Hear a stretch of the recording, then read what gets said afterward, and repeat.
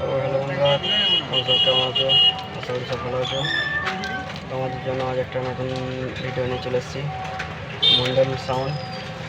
তো প্রথমবার আমার চ্যানেলে ভিডিও আসছে মন্ডল সাউন্ডে। তো কেমন পাচ্ছে কমেন্ট করবে বন্ধুরা। আর বললাম আমরা ইউটিউব চ্যানেলে প্রথমবার হয়ে থাকলে চ্যানেলটি সাবস্ক্রাইব করে বন্ধুরা তো ভিডিওটা দেখতে থাকো কেমন বাজছে।